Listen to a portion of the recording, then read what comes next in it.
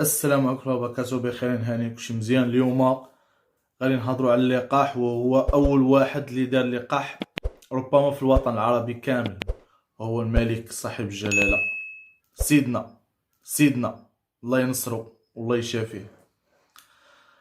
أه انا بعدا شفت عيت، يعني ما كاينش شي واحد اللي من القادة العرب اللي دار هذه المبادرة.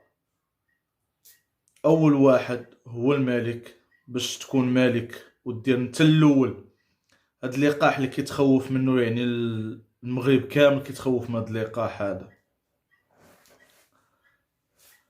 راه ما الا كون كانت فيه المضره راه ما غايديروش البلاد، ومجبور غديرو، يعني ما عندك حتى شي حل اخر.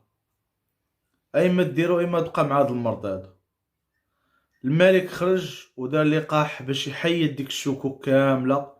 لا كان شي حاجه فيا انا الاول، يعني انا قبل الامه ديالي. انا ما كنظن انا محاش انا شي سياسي بعدا في العالم العربي غيديرها، او شي زعيم في العالم العربي غيدير هاد اللقطه هادي.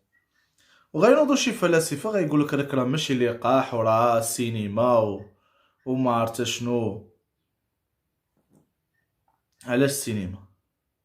علاش علاش غيديروا السينما؟ واش كاين شي واحد كيبغي المضره لبلادو؟ كاين شي واحد كيبغي المضره للشعب ديالو؟ فكروا شويه بعقلكم، فكروا شويه بعقلكم. كاين بزاف ديال البنادم هنا ما عارف والو، عا كيتصنت، عا كيسمع، ما في راسو حتى شي حاجه، عا كيسمع مسكين، عا كيسمع، ما عارف حتى شي حاجه، ما عارفه. المهم، كنتمنى الشفاء العاجل للجميع. اللي مريض الله يشافيه، واللي صحيح الله يبعد عليه هذا الوباء.